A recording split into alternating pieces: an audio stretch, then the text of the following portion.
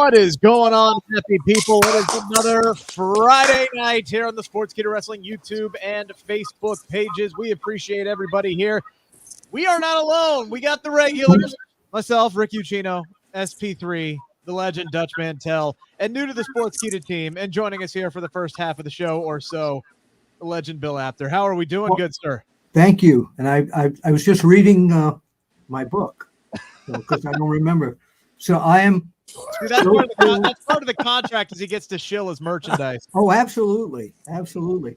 No, but I want to say how thrilled I am to be part of the Sportskeeda family now. I've been negotiating with the terrific people up on top for a little over a month and a half right now, and we finally did the contract without putting anyone through a table. Very good. That's not how wrestling works. No pies in the face or anything. No, that's from my past. Pies in the face. Okay, I got it. Were you the one who threw the pie at Kevin Owens? If you don't know who he was, look it up.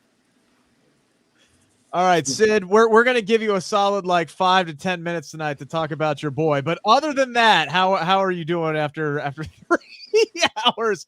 Well, hang on. After about an hour's worth of wrestling tonight and 3 hours worth of programming. I needed a cigarette after tonight. Ladies and gentlemen, I could not be happier after what I just saw.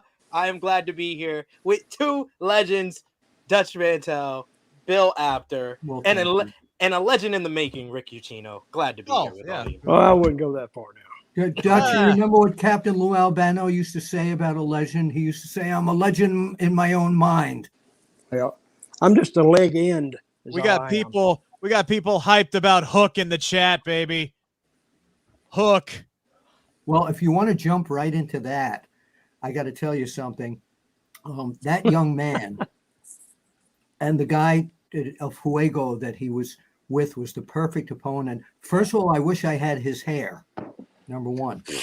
Yeah, I mean, I wish. I wish. But in terms of this 22-year-old kid putting on a wrestling exhibition of it being a wrestling match, like two young kids wrestling, wanting to really passionately wrestle. Both these kids were really good, and I was very impressed with him. Mm-hmm. Dutch, what was your impression of Hook? Hook looked great, but he looked like, I think we might need to change his entrance up, but that might be his deal. He looked like he didn't much give a crap. That's the gimmick. And he was looking around like this guy. But when he does, when he gets to a point where he really has to sell, that's when he'll bring the people with him. You know what? So he was good. He was good. He needs an endorsement deal with a chewing gum company. Because if you see during the whole match and even during his a hair company. That's for sure. But he was chewing gum the whole time, very nonchalant. So were the Lucha Brothers. Yeah, like he didn't give a damn. But his ring work was exceptionally good. I had no earthly idea what to expect out of him. Obviously, it the business, the family business with him. That was his first match, right? Yeah. Yes. And 24? He's 24. Well, wait a minute. He's 22, but I don't 22. know if it was 22. It was his first match at AEW. He probably worked in some of the New York indies. I'm not 100% sure, but I don't think they would have taken a chance of this being his first match. It may have been, but if it was, he really shined as far as I was concerned. Yeah. So this came out not long before we went on the air. Fightful.com, Fightful Select says they had some info on Hook's debut tonight. They said, we're told it didn't appear originally if Hook would get into wrestling, despite knowing plenty about it, respecting the business. Based on those we spoke with, it came evident during his first training session that he was going to get it. Hook has been training nonstop with Creative Pro Wrestling as well as with QT Marshall, and had a lot of early help from NJF. So this very well could have been his first match ever tonight in front of a live crowd. So really, he's from Long Island, and but NJF I think, is from Long Island. but I think if he'd have had a match, we would have heard about it. Yeah. And if it was in New York, I definitely would have heard about it. They would have told me before this debut. They would have been like, "Here, SP3, see this," because I've been on the Hook bandwagon. I am the leader of the Hookers. I am the leader of the Hook Hive, and the Hook Hive has gotten larger after today. Did you see how smooth he was? He was crisp. Oh my God. I told Rick, I was like, you shouldn't expect too much from this match. It's probably going to be a quick squash victory. But my God, this man showed more charisma than Dominic Mysterio, David Flair, like all these sons of wrestlers. Hook has more charisma than all of them in one. Yeah, he was like born to do this. He was just very, very, very natural. He's taken to it like a duck to water. And Sid, I'll go one step further. He has more charisma in his hair than all of those dudes that you just said right there. I didn't know what to expect out of this match tonight. But for the sake of Sid, for the sake of AEW, and for the sake of everybody on the internet, because this one word has been trending all damn day long on Twitter, and it's Hook. You had people waking up, because I went to work at 4 a.m. this morning. I saw people tweeting about Hook at 4 a.m. this morning. Wow. Well, let me tell you something. Hyped up for this match tonight. That's because I I couldn't go to sleep, so I kept tweeting about him. I was doing a lot of that myself. So Josh Chernoff, who's one of the broadcasters on Fight TV, and what happened? Bill, you're cutting in and out there. Years I've known him since he. We need to get Bill, why don't you drop out and come back in? You're chopping in and out of the internet there. Why don't we?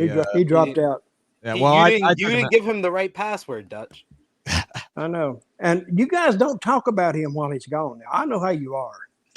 Because you'll just rip him to shreds. Then he comes back and you say, "Hey, oh, Bill, we missed you so much." And that is low. That is low, guys. That is low. I think he's still. Hang on. Are we back here? I'm back. There Right. Hey, Bill, they were talking about you again. I know they were. That's why I hung up. See, now look at them. Look at them. They're laughing like, "Oh, you don't believe him." See, Dutch, they do that all the time. Dutch, the show's recorded, right? He can go back and actually see what really went down. I do, but what I was trying to say is, Well, they may not do that with Bill right yet because they may try to keep all our bad stuff hidden. You never know. I might go into my Jerry Lewis imitation. You don't want to see that again. So what I wanted to say, Josh Chernoff, the broadcaster on Fight TV, used to run his own company when he was a teenager called the Teenage Wrestling Federation. And when I saw Hook come down, I said, this guy would have been perfect for Josh's. I thought he was like 15 years old. How old is that kid? 22, you said? 22. 22, yes. Well, he's a natural. Yep. Yeah. And he got the graphic. He got the official graphic from TK out on Twitter today. And I'll tell you what, man, you can't tell me they didn't plan this out. Somebody, I forget who it was. I saw this on Twitter today, and I wish I could credit him. The movie Hook starring Robin Williams came out on December 8th, 1991. Really? Hook. 30 years. Hook's debut match was taped on December 8th, 2021. You can't tell me they didn't plan that. That's brilliant. If that's the way they did it, that's now you've got to get, if they do a 6-man tag team championship in that company, they've got to get 2 guys and name them Line and Sinker. Just change Powerhouse Hobbs and Ricky Starks to that. That's a WWE move. All right. That WWE would be changing Ricky Starks and Powerhouse Hobbs' names tomorrow just so they could get that damn pun on. Unquestionably, there they are, Hook, Line, and Sinker. It's such good shit. All right. Anyway, so Hook was obviously the headliner. Hook was obviously the headliner out of Rampage tonight. A lot of good action in this. They get more out of an hour than SmackDown does in 2, and it's not even. They do it with ease. I want to tell you, SmackDown, Sheamus against Drew McIntyre was like a shoot. I thought that was excellent. Those two together are always great. More often than not, they just call it in the ring. These guys have been working with each other for as long as they've been in a professional wrestling ring, and these two are always great together. I wish they would have gotten a little bit more time. But that Claymore out of nowhere today, the Claymore out of nowhere is so much better than the 3-2-1 countdown. I get why Drew does the 3-2-1 countdown, but I love a match when it just ends out of freaking nowhere and it's not telegraphed like that. But we'll get back to Sheamus and Drew a little bit later, which was the best match of the night until Rampage started, and then 3 out of 4 beat it. Tag team title match, Sid. Look, I could watch the Lucha Brothers wrestle a broom pretty much any night of the week. Ray Phoenix, tightrope walking. Oh, that was amazing. I've absolutely never seen incredible. like that. Hey, I love the move that. What are the FTR? What's the one without the mustache? What's his name? Without the mustache. That's Harwood is one. What's the other's name? Wheeler. Cash Wheeler. Wheeler was great in the Hey, final he stretch. did that deal when he did the front suplex the guy face down. I don't know. First time I ever saw that move. What I thought, and I loved that match, but I thought, is this what they came to AEW to? They were getting killed like 90% of that match. They really were, but it was an excellent, you got to take and you got to give, but they gave a lot tonight. They really did. I thought it was an excellent opening match. It was refreshing I always say this, to see a show that starts and they go right into a match. Raw did that a few weeks ago. Absolutely. We did that everywhere. It was wonderful to see that without a 20-minute opening interview. You know why they did that, Bill? Why? Because we told them to do it here. We said they need to open with a match. I believe that. And guess what? They opened with a match. They're actually listening. Yeah, and that's the thing. Watching these two shows every week, and we talked about it last week. It's such a contrast in styles because it's all about. I've said this before. Rampage is, holy crap, how are we going to fit this all into an hour? And SmackDown is, holy crap, how are we going to fill 2 hours? That's pretty much the tone and the pacing of every show. If you look at the main event for SmackDown tonight, the Usos came out for the main event at 9:20. The bell didn't ring until 9:38. Right. They came out at what? I think they came out at 9:26. It was 9:26. I clocked it at 9:26. Maybe I saw it wrong. All right. Yeah, the Usos music hit at 9:26. They do their promo at about 9:36. The New Day came out at 9:38. and the match finally begun about 9:39. There were 2 commercial breaks. Yeah. There were 2 commercial breaks between the Usos entering and the match actually starting. And then we had a commercial break during the dang match. This is how they make the money. Let's be realistic about this. It's the commercial time is part of the deal. So they have to work it where they can do wrestling in between the commercials. Yeah, I'm not knocking the commercials. It's just so weird the fact that they would have the Usos standing in the ring for 15 minutes, literally doing nothing, and same thing. So it's like the pacing and how they place everything around the commercial breaks. The commercial breaks are the least of the problems. It's the fact that you had the Usos standing there through 2 commercial breaks was just absolutely. Well, they're probably entertaining the live crowd and heating them up for when they come back to TV. But if you heard that crowd when they came back, that crowd was like, "Could you get this match on?" Like the crowd responded to any and all action and entertainment that they got on the night. They were very loud for the opening. They were very loud for the heat and the build up to the hot tag of the main event as well. That right there, I was like, this is one of the better SmackDown crowds that they had. But just like the pacing of the show just needs improvement. I've said this now 4 weeks straight that we have multiple matches on this show where the first person for the match makes the entrance, and there's this backstage segment, a commercial, another backstage segment, another promo, and then we're finally back to the person who made the entrance. It's like I totally forgot this person was in the ring by the time you got back to it, and the Usos was that example on this show. And then the match is less than 5 minutes long. But the main event was the only one I think that went longer than 5 minutes. And we only had four. We had 4 matches tonight. One of them that was billed didn't happen because shocker, Sonya and Naomi didn't run. We'll get there, Sid. Wait. We had 3 women's matches advertised. We only got one that went less than 3 minutes. Not necessarily true. They just said Xia Li was going to debut, not that she was actually going to wrestle. So You got to give him a little bit of leeway on there. She got over really, really well because I know we all anticipated Great entrance. Yeah. I think we all anticipated that she was going to help Naomi, but you don't know till that last minute. But we all kind of knew that, and I think they handled that really well, the way they did that.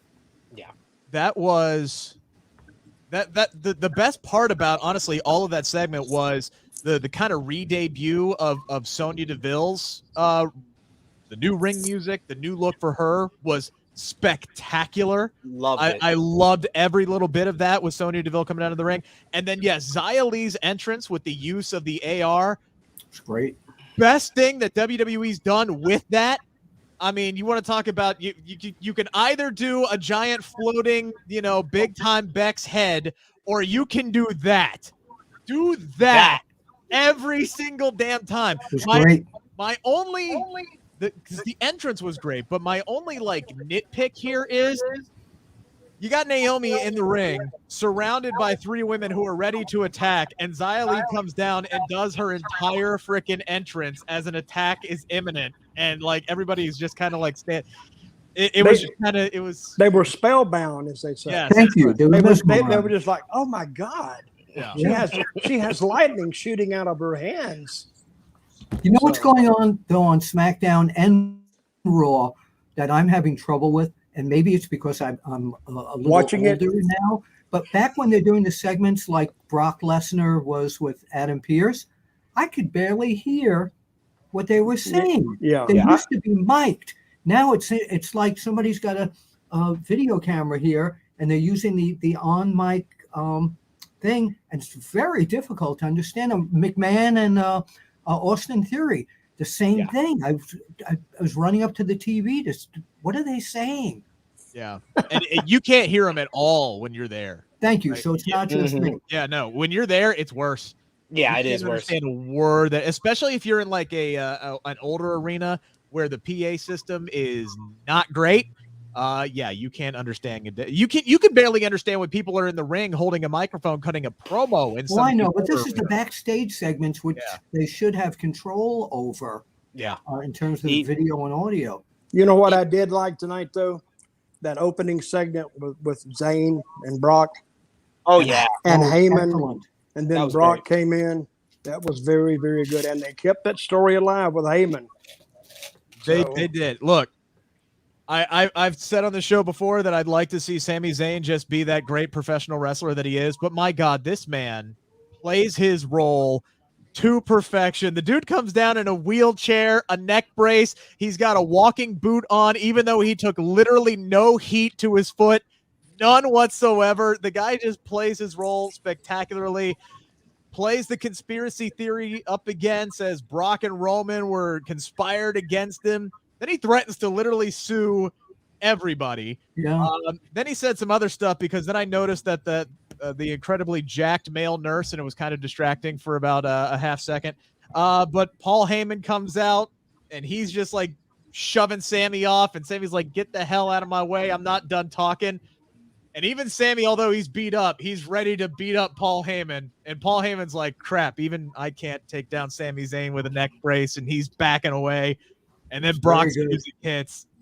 Babyface Brock is the best damn thing I've seen Brock Lesnar do. Oh, he's been fabulous.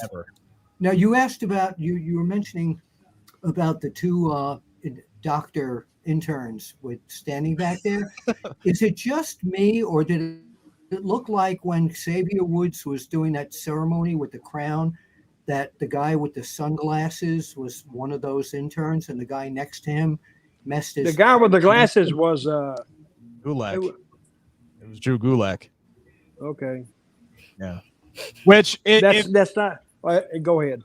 I was going to say, the only thing that Drew Gulak has done other than, backstage coaching in the last 6 months is chase the 24/7 championship. So I'd understand if you don't recognize who that guy was. I didn't know. I thought it was Ricochet, to tell you the truth. Well, Ricochet was there. Didn't he have glasses on too? Yeah, he did.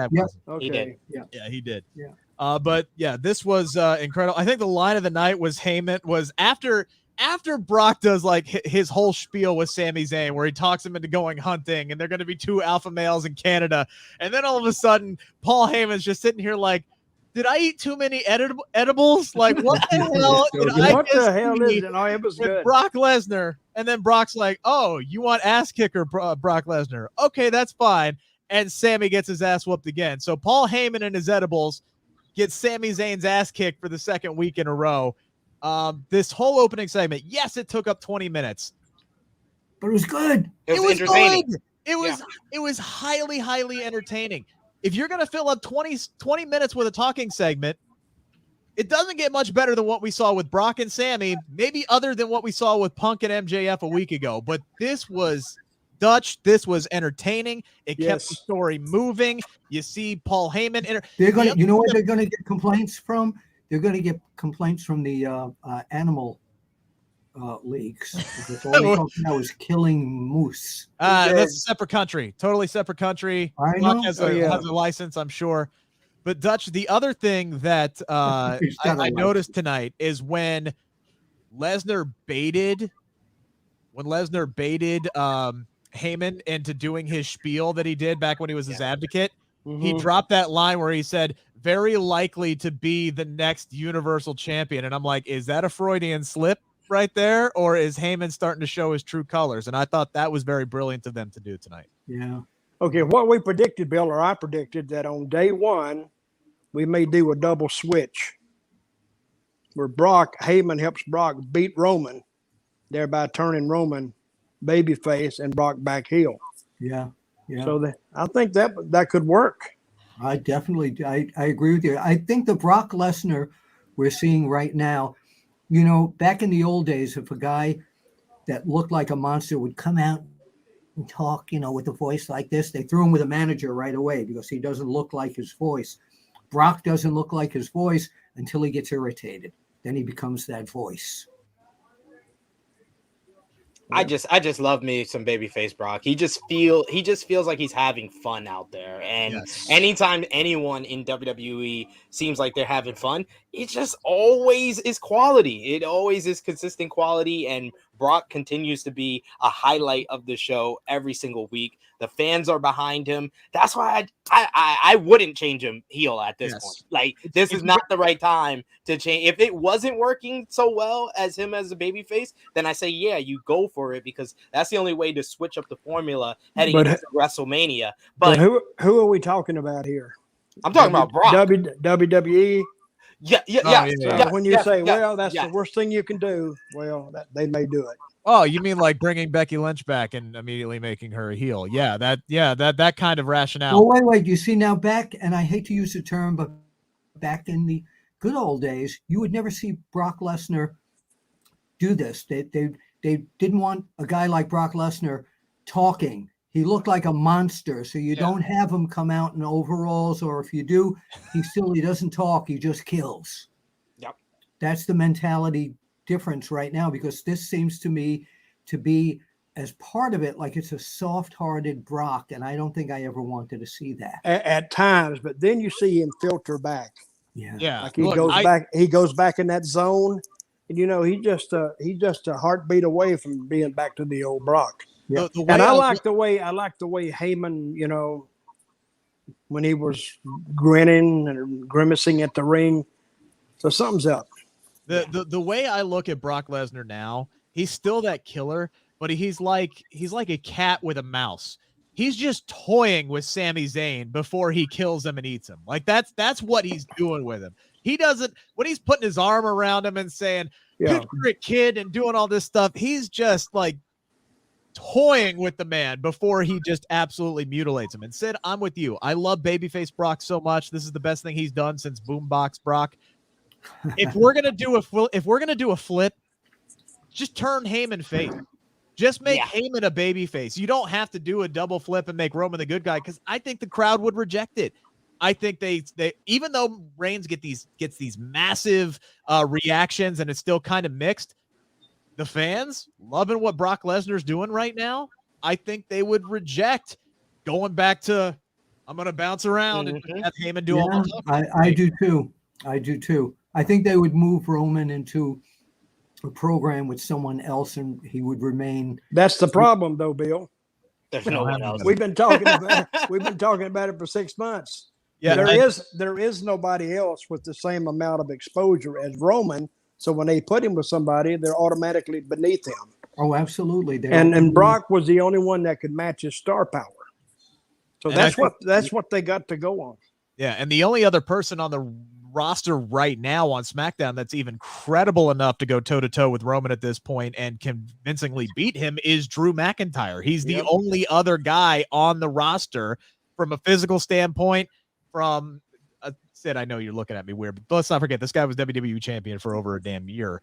Bill, all right, and he lost a lot of times to Bobby Lashley this year. That's why I'm making that face. He did, and they're slowly building him back up. And there's some kind of conspiracy working against him now too. They got that working now, where it was last week. Oh, it was Pierce who kept him out of the Black Friday Battle Royal, and no, it was really Sonya who kept him out of the Black. So somebody is working against Drew McIntyre right now to leave him out of the title picture, and maybe it's Roman Reigns pulling some strings behind the scenes because he doesn't want to have to face Drew McIntyre. What did he say to? I couldn't understand it. What did he say to Adam Pearce, or did Adam say to him that got him to put the sword? Well, he asked him where the bathroom was first, I think, because he got turned around in the building. So no, what he said was that he said Sonya Deville was the one who put the list together for the Black Friday Battle Royal, and he said a higher authority, which I would presume Stephanie McMahon, Vince McMahon, somebody like that, signed off on it. And then he said that same higher authority says you can't take Angela to the ring tonight. And so he took Angela, picked it up, and put it right through the mahogany desk and marched out. I'd like to know how they did that. But anyway, so I thought we were going to have like a sword in the stone type of thing, because Pierce on social media was struggling to get the dang sword out of his desk. I thought we were going to say, whoever gets this damn sword on my desk gets a WWE title shot or something like that. One thing I think is wrong with WWE, and Bill, you can. That's one thing? Well, that's one thing. But when Hogan got over so strong, you didn't see him on TV every week, did you? No. You never saw him wrestle on TV. No, he was a special attraction. Yeah, he was. He would do an interview, but you never saw him on TV. Correct. And he was a star. They treated him like a star, but you didn't see him work on TV. On SmackDown, you'll see these guys work 100 times. Yeah, see, it's so they're nothing special. They wear it out before it even gets there. Right. And back in those days, though, beside Hogan, they had a whole roster of people who were superstars, so to say. And right now, they're still in the building stage here with so many guys. But when I used to ask people about WWF or wrestling, I'd say, well, who do you know? And they'd rattle off, Hulk Hogan, Bret Hart. And now I ask people about wrestling, and they say, is Hulk Hogan still around? Is Bret Hart still? Yeah, even the younger kids today that I talk to, sometimes when dog walking, they'll talk to me about wrestling, and most of them they know Drew McIntyre, they know Brock Lesnar, they know some of the top current guys, but they couldn't go down a roster like we could back in the 90s when all these guys like Shawn Michaels and Bret Hart and Ultimate Warrior and Hogan, everybody had a. But Dutch, you're 100% correct, but I don't think they have enough top guys to headline that TV show every week. And honestly, their top male babyface, they had to release this week. Yeah. The one guy who's been getting the biggest pops, I've been to 3 or 4 live shows in different cities, and the guy who got the biggest pop every single night of the week was Jeff Hardy. Yeah. And unfortunately, again, we hope Jeff's all right. That's the biggest thing out of all of the news that came out with him this week is hope he gets in the right place. I hope he's fine. That's the key there. But you see, the WWE, the WWF back then was identified with one main star. People always knew who the main guy was. Now, a lot of people don't know when you talk about wrestling now, they don't know who that main guy is anymore. Now it's WWE, not the guy. Well, that's by design. That is by design. Yeah. Because Vince saw early on that Hulk Hogan, something happened to him, his business is gone for a while. He could rebuild it.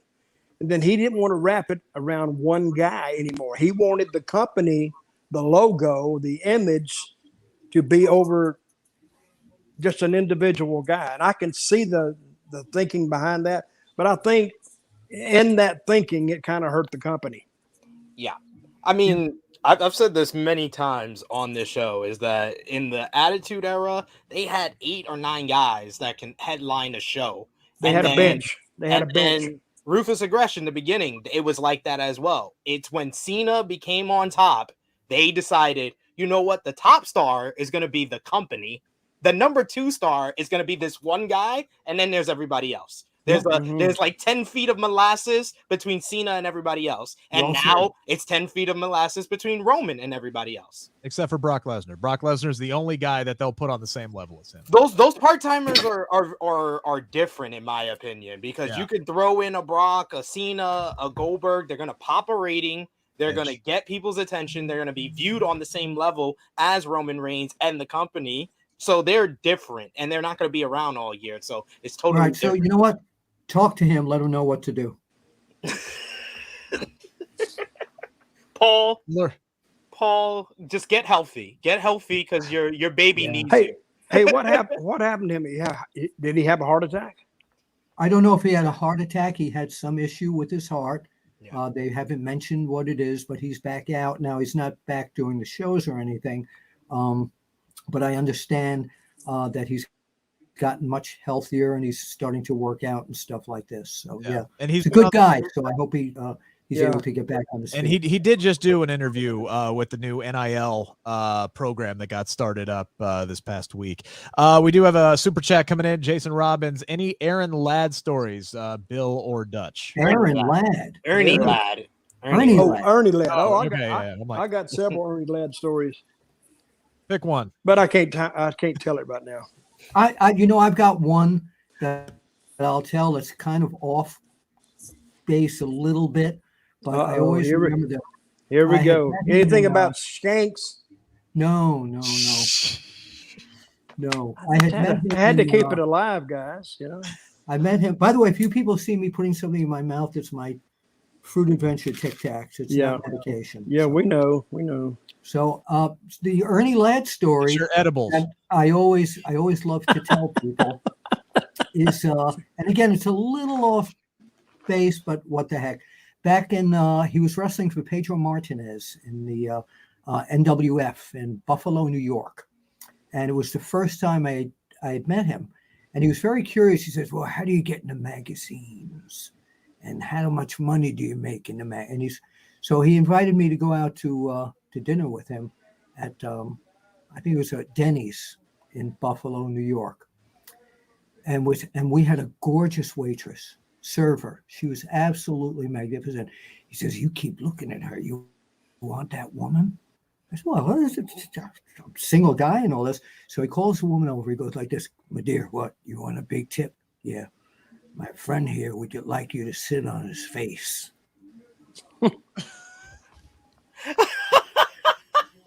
Here we go. She actually laughed. And he told her afterwards that he was being funny. He was being humorous. He didn't mean anything by it. And we all had a very good laugh out of it. And he left her a really, really good tip. Oh, that's what Weinstein said too. I was going to say, you can't do that. Can't do that no more. No, but he was very friendly. He was very businesslike, asking me questions about the magazines and stuff like that. But he had a really, he had a sense of humor. He did stuff like that, and it didn't hurt anybody. And it was just a great guy. Road story. Great guy. Yeah. Well, here's my Ernie Ladd story, and I'll make it kind of quick. I was in Florida, and Ernie had come in, but somehow something was wrong with his money because he thought he was going to make an X number of dollars, but he wasn't. And they kind of denied that we didn't make that deal. He said, okay, we'll just split. So he gave them a notice. And on the way out, we were booked in Jacksonville. And Ernie used to like to fly. You know, it was a little private plane, but it was $25 to fly up there, and it'd take you like 45 minutes to get up there. But if you drove, it'd take 3.5 hours. But anyway, but I would fly with Ernie, so Ernie kind of liked me. So we got there, and in the ring, I forgot he had a match that night between, it was him and Rocky Johnson. And he told them, he says, on the way out now, don't tape any of my matches. Because he was going to like put guys over. So don't do it. They said, oh, we won't. So he got in the ring with Rocky. In the first 3 or 4 minutes, he looked up at the camera and the red light was on. He said, well, that's it. He walked out of the ring, just went back to the dressing room, looked at me. He said, get your bag and let's go. We're leaving. I said, what? He said, I'm done. Let's go. He'd only been gone like 5 minutes. So I'm waiting for him to come back. So what had happened, he got in the ring and saw the light, so he just walked out. Well, by the time we got back to Tampa, of course, word had floated around that he had kind of screwed the whole match up and screwed the whole night up. And you know, Jack and Jerry Briscoe owned a part of the Florida territory at the time. And I didn't know this till the next day. But what had happened when Ernie got home that night, about 1 o'clock in the morning, I guess, his phone rang, and it was Jack and Jared. They're mad as hell at him. What the hell did you walk out of the ring for? And blah, blah, blah. And you messed everything up. And he said they were mad. They were really angry with him. He said, guys, listen, calm down. Meet me down at the office, and we'll talk this over. Or they want to meet him right then. So he finally agrees. He said, okay, I'll come and meet you. And you remember where the office was, Bill, in Florida? Yeah, 106 North Albany. That's where it was, and it didn't have a paved part. It was like sand. It's like beach sand. So you parked over. So he said he went down there, and it was like 1 or 1:30 in the morning. And he said he saw him, and he pulled in beside him, and then he got out, and they both got out. And he said, I can tell right away they're madder than hell. So he said, you know, something's going to come down on this, and they said, you son of a blah blah blah, and they're cussing him out. And he said, guys, whoa. He says, why don't we do this? Why don't we do a doobie? And then we'll talk about it. But they were already doing the doobies and drinking too. I mean, they were like, you know, when you get Jack or Jerry mad, they just raise hell. Yeah. So Jack mad, it's time to get the Jack. What? Well, so he opened his trunk up, Ernie did, to get the doobie, but he didn't get a doobie. He got a tire iron. Yeah. And then when he got out, you know, he says, hey, you want to talk now? Something. Now, he's 6'10", 6'11". And they're wrestlers. They're not fighters. They're wrestlers. And one leg dived him, and one started coming from the back. And when he come up to hit the guy that leg dived him, he hit the guy in the back, boom, knocked him out. I forgot which one. Then he went down on the one that had his legs, knocked him out. And he says, with one stroke, really, he said, they both were like laid out and they were bleeding. Now he freaks out. He said, oh, my God. He says, oh, if the cops come by and now I got this, no, I'm going to jail. And he threw him in the trunk of his car. Yep, I've heard not this story. The back seat, the trunk of his car, closed the lid and drove down to a police station or an ER hospital, I think he said. Yep. And he dumped them out and drove off. Yep.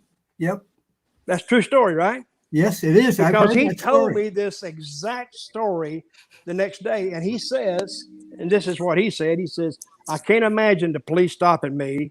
He said, a 6'11" black guy driving around with 2 white guys in the trunk bleeding.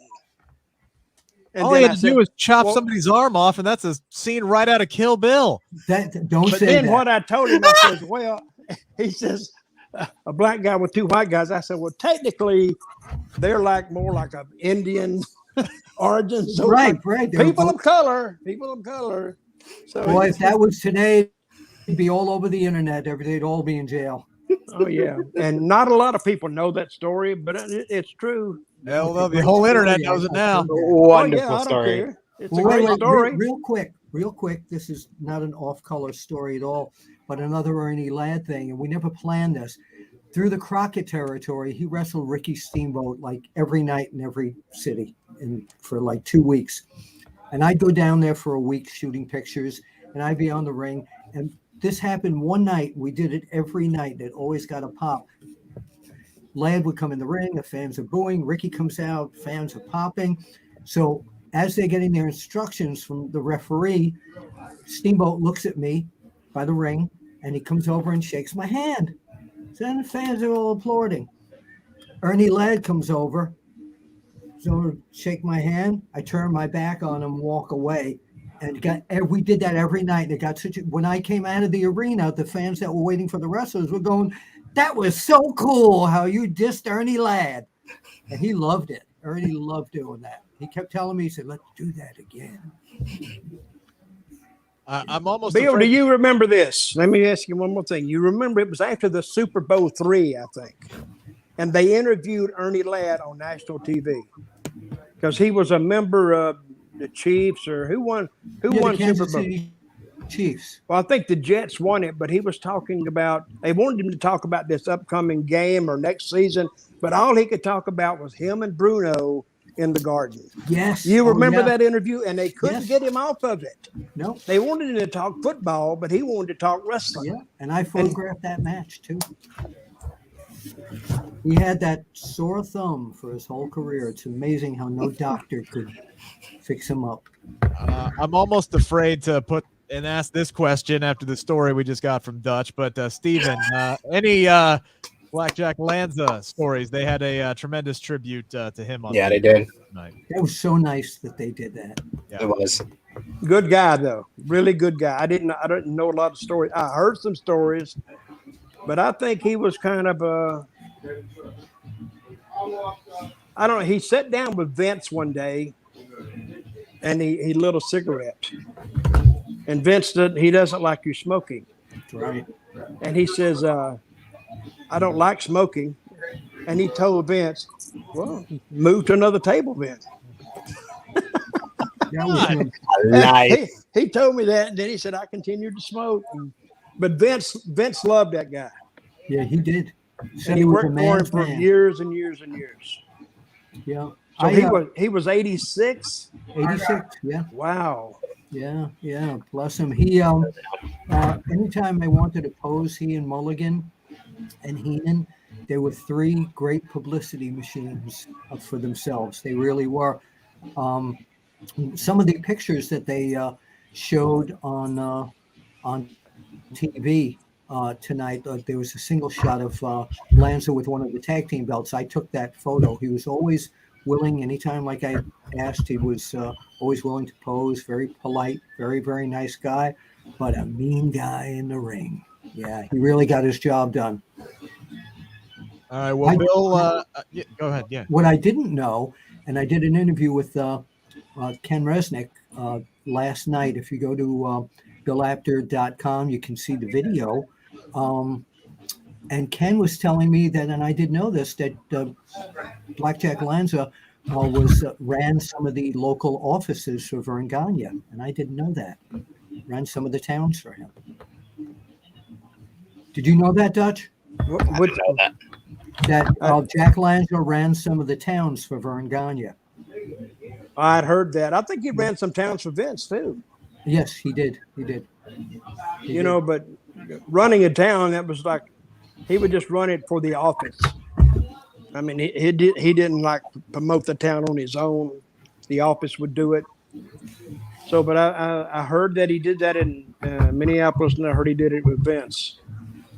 So there's some money to be made there if you can. Yeah. Back in those days, if you could, and they kept they kept that promoting crew low because they didn't want everybody trying to get into it. Oh, sure, absolutely. And I can see. Absolutely. All right, Bill. So, Bill, I know you said you were on a clock tonight. I'm good. I'm good to stay for a little while yet. Okay. All right. Sounds good. Dutch, you were going to ask him something. No, I was going to ask you. Oh. Okay, I watched Nyla Rose tonight. Okay. I've been reading about her Uh-huh.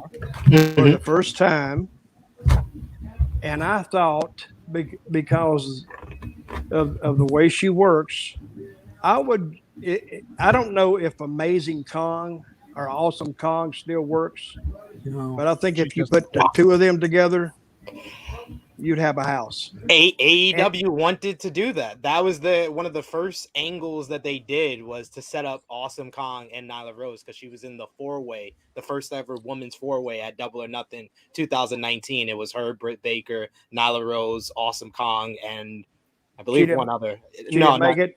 Well, she was in that match, but she got hurt, and then eventually that led to the ending of her career earlier this year at NWA Empower. Yeah, but if the Kong could perform like she used to, what a match they would have. Yeah. Yeah, Big that would be like match. Kong and Godzilla. Yeah, it would be. I mean, I'm not saying that Nia Jax is the same kind of worker as Awesome Kong, but when she was let go from WWE earlier this year, that was one of the things that I first thought of. Is like, I wouldn't mind seeing her going over to AEW and having her and Nyla Rose square off in a match. I'm not saying it's the same anywhere close to the same thing, but along those similar lines, I thought those two might be able to have a match. But then the same Nia Jax says she's pretty sure she's done with wrestling at the same time too. So you know how many people have said that? Luthez said that 20. That is true. He said that before his 27 retirements. Right. Leo Rush done said it like 7 times this year. And he was like the Eagles of wrestling. Wait a minute. He was on Dynamite on Wednesday. Wait a minute. Leo Rush versus Hook. We got to see that match. I said the future of wrestling. I've created the dream match for everyone, the AEW dream match that everyone wants to see. The future of wrestling on the line: Braun Breaker versus Hook. That's money. That's money right there. That's the future of wrestling right there. That'd be a great match. All right, now Sid, you said something on social media tonight, and I don't know if you were being slightly facetious or not. But you said this was I might be quoting you here, the greatest television debut of all time. Is that what you said as far as professional wrestling goes? Did I see there was Luke Perry on the first episode of Beverly Hills 90210. There was Johnny Depp in Edward Scissorhands, and Hook on AEW Rampage, America's heartthrobs coming and introducing themselves and doing it in impeccable and becoming the greatest thing in American television. Yes, those are the 3 biggest examples that I remember. Those are the only things that are on the same level as Hook, but Hook exceeded all of them. The greatest American television debut in history. Dutch, do you agree? He was good. But it's in a wrestling context. So, but the guy has it all. He has the mystique. He has the mystery about him, and you look at him and he just jumps at you. He's a star. He made an awesome debut tonight, and he was terrific. Well, look what he did for Orange Cassidy. Never said a word really that much. Right. This guy never talks. Well, we haven't seen him talk yet. That makes the fan work and say, well, I wonder what he's like. Yeah. You know, and that's instead of telling them, make them wonder about it. And his dad is one of the best promos, so he could do all the talking for him. Yeah, I was gonna say, just have his dad talk for him until he's ready to get behind him. If you remember the Road Warriors, you say we don't have to talk. Look what we do in the ring. And you know what? If Hook was in WWE, I'd say he's in trouble because he couldn't talk. But he's in AEW, and we saw tonight. You can go, and you're going to be featured on television. But they featured him first by him going to the ring with different people, right? Yes. Yes. He's been on television since March. So they built up to this, and they do this very well. They Jay Cargill only had about maybe I think maybe 10 matches in total before she came and she made her debut on Dynamite. So they do very well in these prospects that don't have a lot of experience. They build to their debut. This is becoming a weekly thing. Dutch dropping off at the 50-minute mark. It's a Does Does your time. phone just kick you out, Dutch, at the 50-minute mark every week? Do you have a We've timer? changed boxes. Bill, what'd they say about me? You Same can't thing trust they these said two. about me. Okay. Oh God. No, but it's really good that they take some of these people that you see just kind of like a background player, like an extra in a movie, and every few weeks they start to move a little bit more forward. Yeah. So it's good. Oh, Hook versus Don. I thought it said Hook versus Dean Martin. He's been gone for a long time. I think we'd Yeah, pay. that'd be good. Well. That'd draw a hell of a house, really. Here is Sid's dream right here. Is Hook teaming up with Jungle Boy, Luke Perry's son. Oh my God. Not until we see them against each other. Yeah. Yes. For the love of every female that watches professional wrestling, Jungle Boy versus Hook. Yeah, You no, want I to get a think that would packed be- female house in AEW, you market that for a month. You the next big show that you're doing after the holidays, the next special, right? Whatever the hell, some special you're running in February. You just say for a month the main event is going to be Hook. Ooh, do a Valentine's Day. Oh, yes. In versus Atlantic City. Jungle Boy. February I'm 9th, Atlantic City. I'm there. There you go. There will be hearts breaking all over Atlantic City if they did that show. If they're smart. Tony Khan's smart. So if Hook is on the same card as CM Punk, and it's tomorrow in another city, who gets the biggest pop? Oh, Is it if, it, Long if, Island? it, if it's in Long Island, it's Hook. Oh yeah, All absolutely. day. Because in Chicago, we know who gets it. Oh goodness. All right, so let's actually get to the first match that we saw on SmackDown tonight. Los Lotharios against Nakamura and Boogs. I literally had like one note written before this match was over. It was Boogs is starting this match off like a rabid gorilla. And then he tags in I hated it before it started. he tags in Nakamura after he drops Carrillo on his face. Kinshasa, an awkward looking Kinshasa because Humberto kind of overshot his footing on this, gets the 1, 2, 3. And Dutch, I'll ask you, what the hell does this match do for anybody involved? Well, if I didn't have to watch it, I would have turned it off. I mean, it was only 2 minutes. But it's enough because we're going back to that same pattern again of this guy against this guy, weak, tag team single. Bill, we watched one group of guys. They worked 6 weeks or more in a row.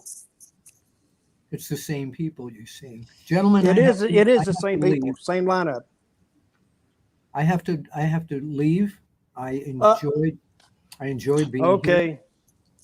Bill, Very it was a much. pleasure to meet you. Pleasure having you. Yes. Appreciate They're you. gonna rip. They're Can I gonna come rip back in you a after few you weeks and leave. do this again? Of Absolutely. course. Yeah, you might need to come back so you know what you need to sue them for. The way they No, talked no. about you. Sami Zayn's doing all the suing. That's true. You might be involved. We have the same attorney. We don't want to keep him too. Yeah. busy. You might be involved with that lawsuit. We'll double check. Well, I'm he's sure we have. probably going to. I'm sure we have a top-notch legal team here at SK. He's going to sue me for watching the show. He didn't want anyone to see it. Or you should sue him. Hey, it wasn't Sammy's fault. Sammy played his part to perfection. Bill, I told him he should change his name to Sami Zayn. There you go. Yeah, but he's terrific. Maybe that Thank should you have been- all Yep. so very much. And again, I'm so pleased to be Thank with you. the Sportskeeda family, and we'll see you at the matches. If I'm looking down, it's trying to see how to click out of here. I got you. I'll take care of you. Have a Good good night. one. Oh, I cut him off. Honored Bill. Boy, you know how to kick them right off. Rick. I got an itchy trigger finger, man. You've had some practice. I don't mess Now I know around. now I know who's kicking me out. Yeah. El Rico. Yeah. Anyway. Enrique. So this guy. I think the thing that bothers me the most about this week in, week out is they're putting Shinsuke Nakamura in these meaningless tag team title matches. Meanwhile, we haven't had an intercontinental title feud in months. They don't even care to showcase this championship at all. You have an entire roster on SmackDown filled with, I hate to use this term, but mid-tier guys. They're main event level talent, a lot of them, but they're not booked that way. You have an entire roster that's a second tier card. It should be easy to book a hot Intercontinental Championship program, and they don't give a damn. Nope. They don't give a damn. And it's well, I think they give a damn. They do give a damn, but they don't care. See what I mean? There's a difference. Rick, I thought of you tonight when they had Toni Storm come out in a contenders match against the champion Charlotte Flair. Makes absolutely no sense.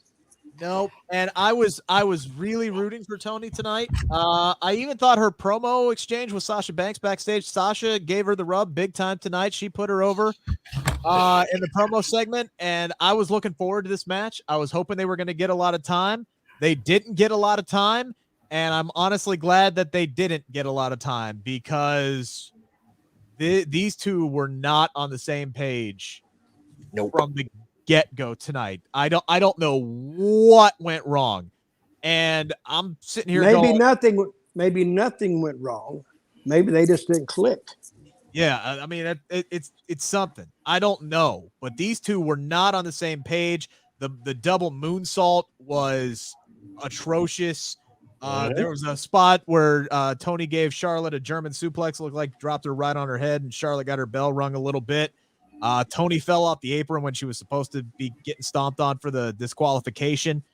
This was just sloppy. It was all over the place. I mean, when you have two talents like Toni Storm and Charlotte Flair, you're thinking this match is going to bang. I was looking forward to this all day.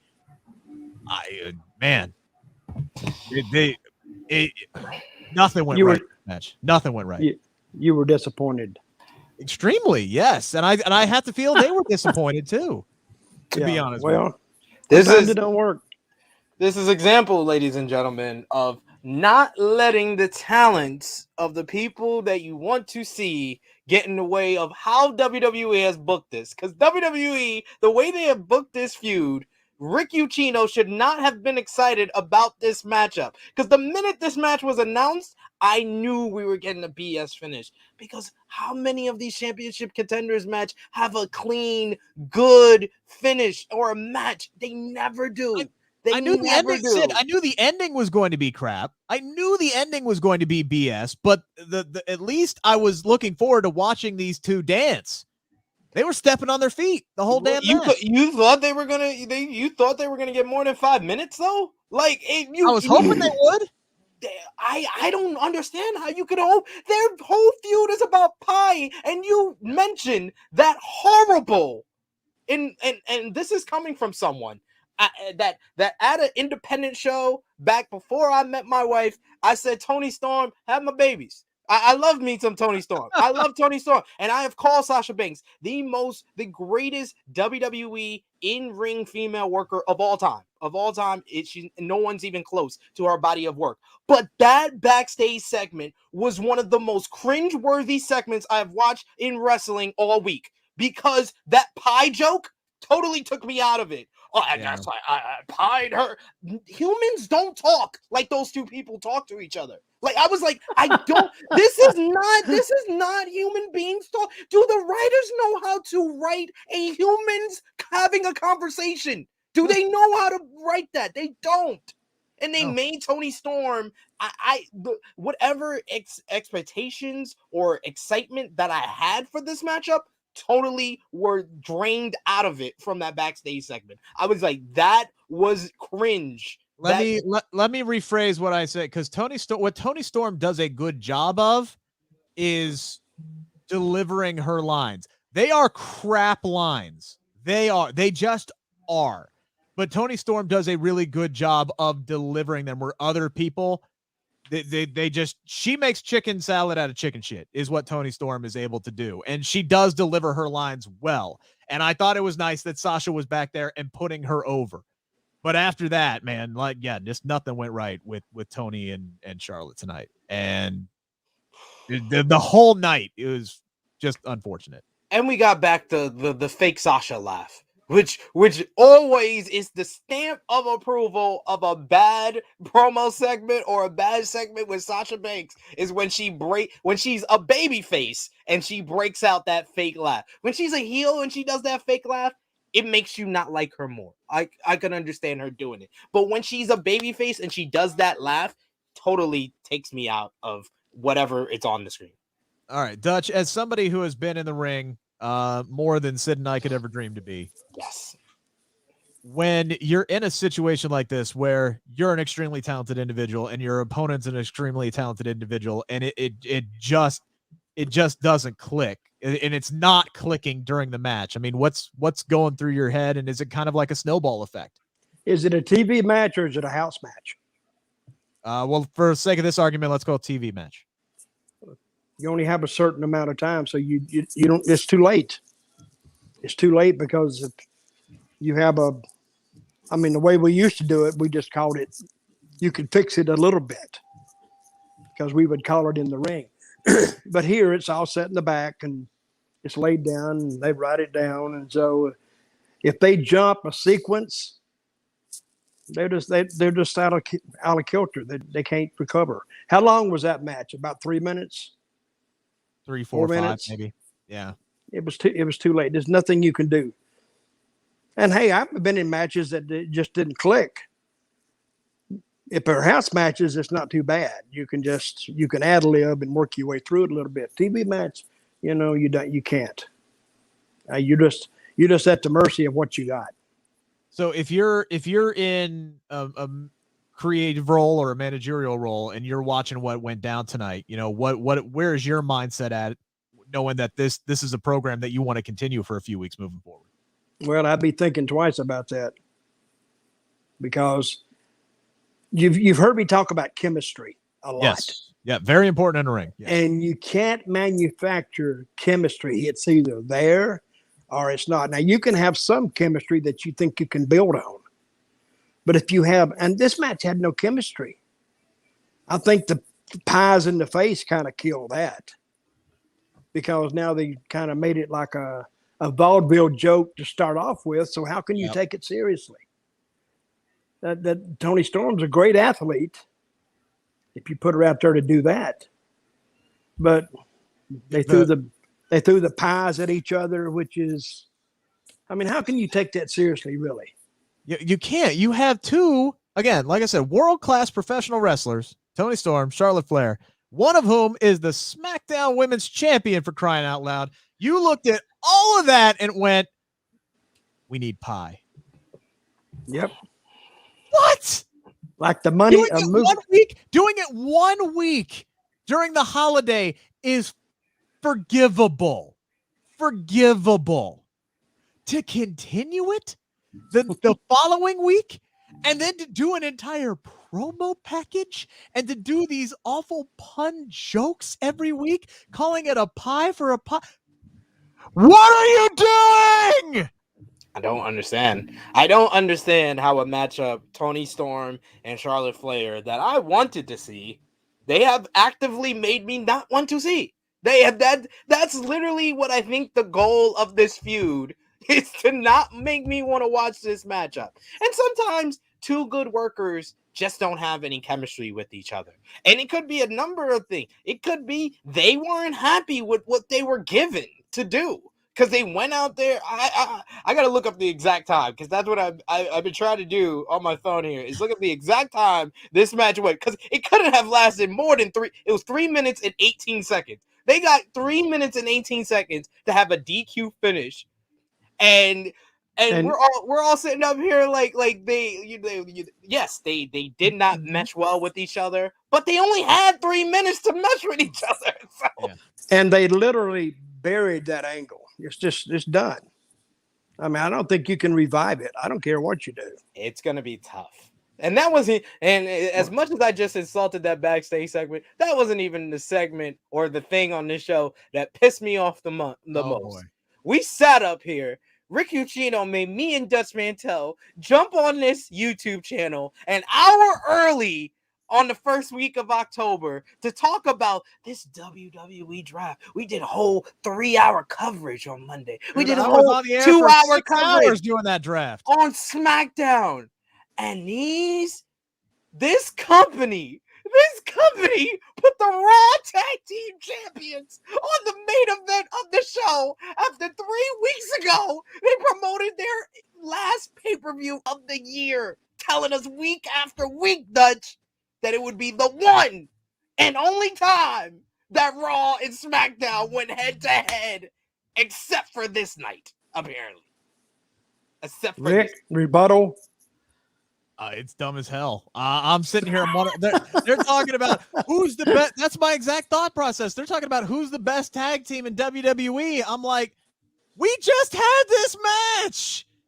The two best tag teams presently in WWE are RK Bro and the Usos because they are the reigning tag team champions for their respective brands.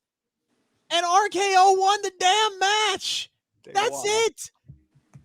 That's it. This was either their way of saying, well, we got to do something to help build up to New Day and the Usos, but let's not put the New Day and the Usos against one another. I got it. We'll put the Usos and the New Day against one another, but we'll also throw in the Raw Tag Team Champions at the same damn time. You know who else they buried tonight? The Vikings.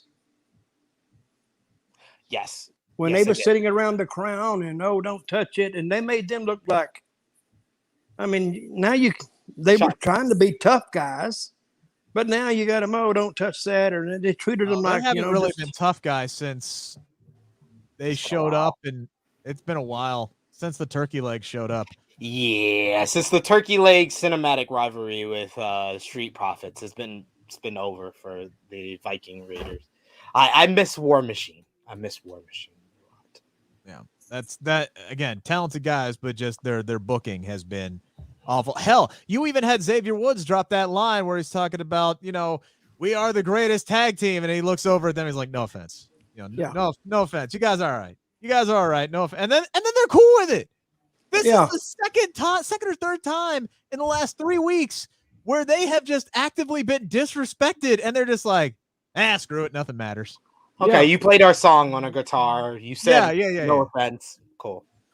What did we think of Xavier Woods' new crown tonight, by the way?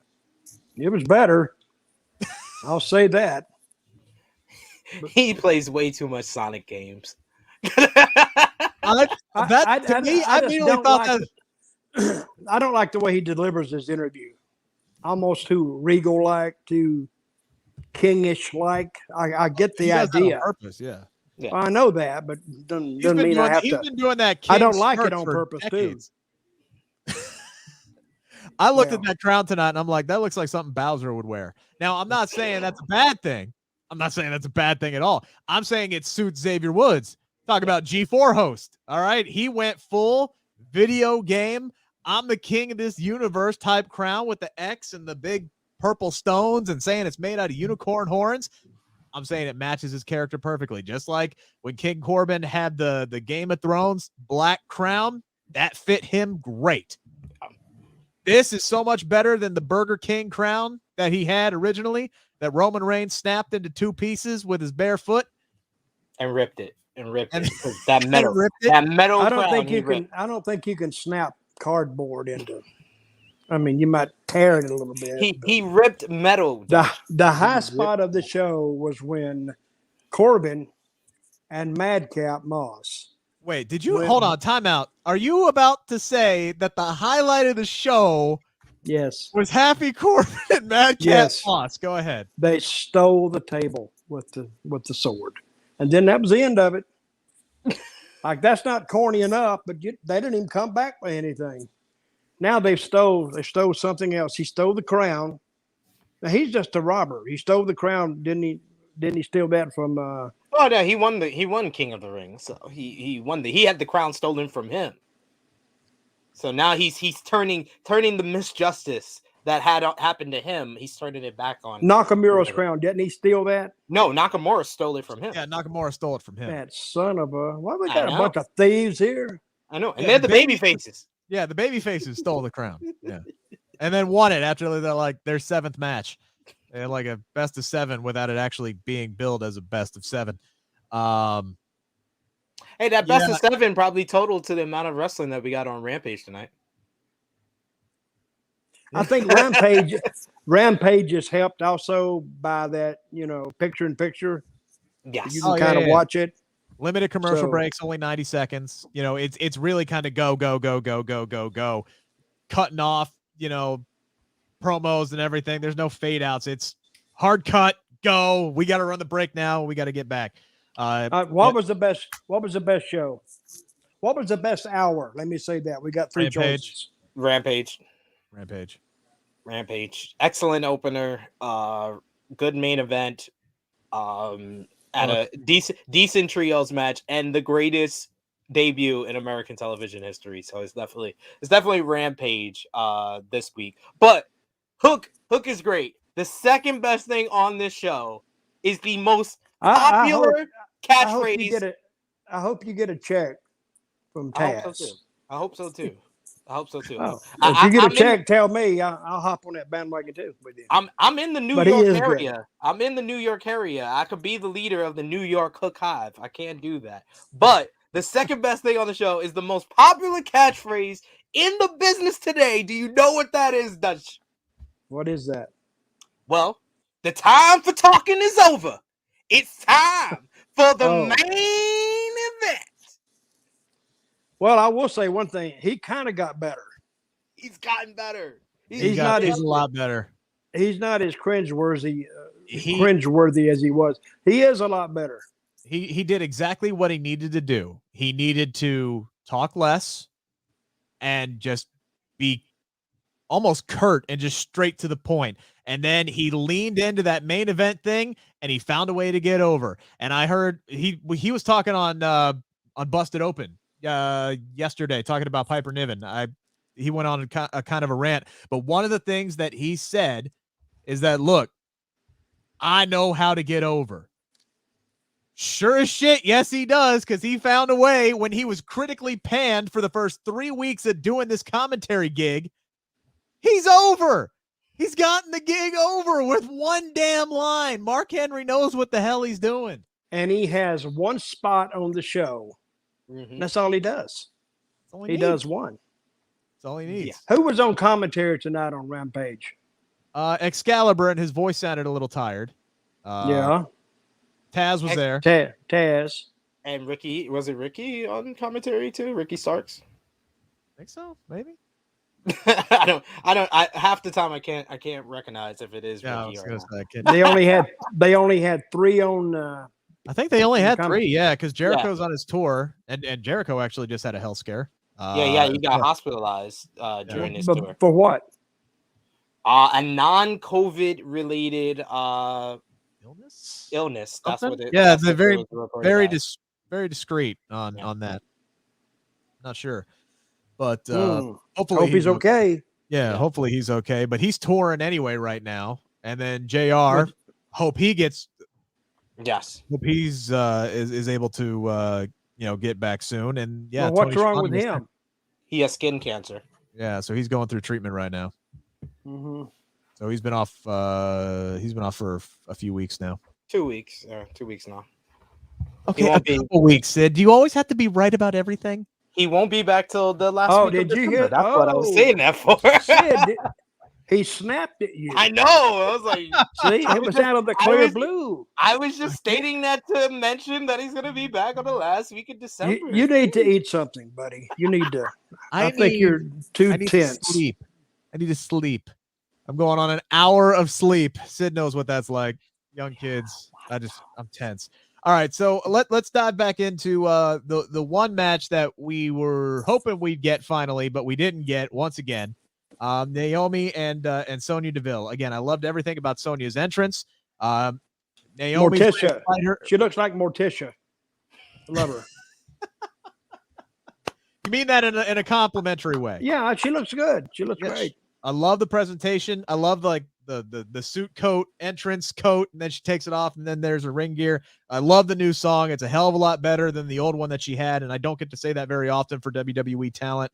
I was hoping this match would start, but you knew she was going to do some kind of shenanigans. She brings out Natty. She brings out Shayna. Naomi tries to take them out before the match even starts. She knows some crap's getting underway. Doesn't matter. They surround the ring. And then, yeah, we get the debut of Xia, who had an even better entrance than Sonya Deville. That shit was great. It was like some Mortal Kombat or there's something else I'm forgetting. Dragon Ball Z type level entrance shit going on there. Best use of AR I've ever seen. Captivated everybody because they all of a sudden forgot they were supposed to be attacking Naomi. This was overall pretty good. I thought Xia's moves in the ring, she looks great. I got to talk to her this week. I am now a Xia Li fan. Love her as a human being. I'm rooting for her. This was a good first impression for her, but I gotta say, when are we gonna have the damn blow off and the damn payoff for this freaking feud? And when are we gonna find out why Sonya Deville has been doing what she's been doing to Naomi? Yeah, why is that? They never explained it. Nope. Must be something, though, that we haven't heard about. I don't think they've come up with something yet. They may come up with day one. There you go. They probably at this point, why not? They need to load that card up. They pretty much are right now. What time is that show in Atlanta on day one, January 1st? I think it's 8 o'clock. Yeah, I think it's 8 o'clock. No. Any big games on that night? Well, I know college football is going to be on. Yeah, it's New Year's Day, so you got your New Year's Six Bowls. The semifinals are on, and I know this is a UC. Night before. The night before. They're on New Year's Eve. So, Boy, by the way, New Year's Eve, I will either be extremely happy doing this show, or I will be depressed and letting these guys do everything. So New Year's Eve is a Friday. Yeah. Oh man, they want us to do the show on that day. Yeah. Rick will be crying. Oh, Rick gonna be here without me. When Alabama gets through with Cincinnati, see, they'll wish for the days of Pete Rose again. What they'll do. Let's not talk about the Reds. All right, that's opening up an entirely different can of worms, and that's an entire no. But see, I knew could go on about Mr. Bob Castellini if I wanted to. See, I just dug down deep with the Reds' history and all I'm gonna say. Pulled out the ghost. Everybody of Pete thinks Rose. this is just gonna be Alabama steamrolling the little guy. This ain't the Alabama teams of old, Dutch. All right, this isn't the we're gonna run it down your throats type of Alabama team. This is a team that likes to throw, and UC plays really well against teams who like to throw because they have the best secondary in the country. They have Kobe Bryant, who was just named the best defensive back in all of college football, and he's the second best defensive back on his own team. Kobe Bryant. Yes. Thought he's a basketball player. He was named after him. Oh, okay. Yes. Spelled Koby. And you got a Mod Sauce But Gardner. no, this is good. He didn't have the stats to get nominated for the best cornerback position in college football. This ain't going to be no blowout, damn it. I do think that Cincinnati, they do have a chance to hang with Alabama because they got a good team. I'll bet the under. I'll bet the under all day. What is the under? Last time I checked, it was 14 points. Mm. I'll bet the under. I think they lose by 10. You think Cincinnati loses by 10? Yeah. Well, basically, that's actually a psychological winner, really, because they're not even supposed to be there. But they do have a lot of things go right. But if that Alabama, if they get hot, with that Bryce, you're not going to come behind against Alabama. He hit some shots against Georgia. I mean, he can throw the ball and accurate. If Clemson had him, they would have gone undefeated probably. He's that team. That quarterback for Clemson couldn't hit the side of a barn, I swear. I am happy that we got some new teams in there, especially one that's when I it's am my too. team. I'm glad Ohio State's out. I'm kind of glad State's Clemson's out. They were Clemson, Alabama to death, even though they had great teams. But I'm glad they have Cincinnati in there. Who's the other team in there? Oh, Michigan and Georgia. Whatever. Georgia, Michigan. Who wins that?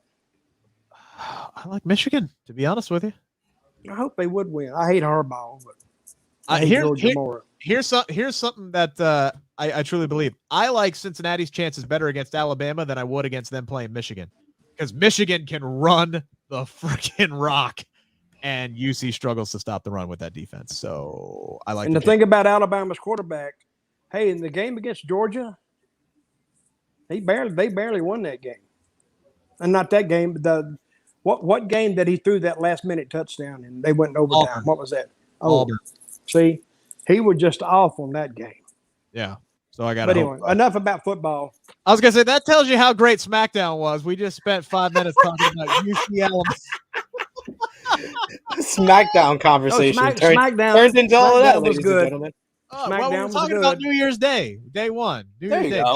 That's when they need to do the blow off for Sonya.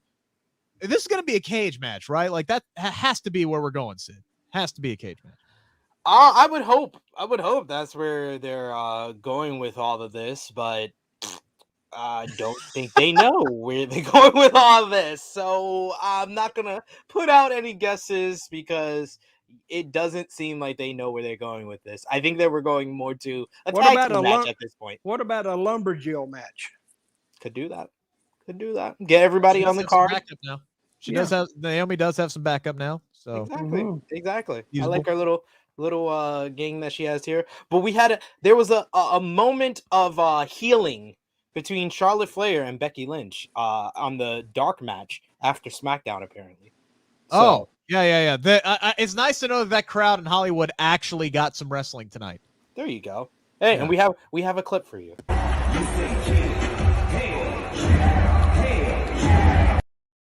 Look at that moment. It gave her the title. Look at that. One small step for Charlotte Flair. I was going to say, play that again. What did she do? She handed her her title.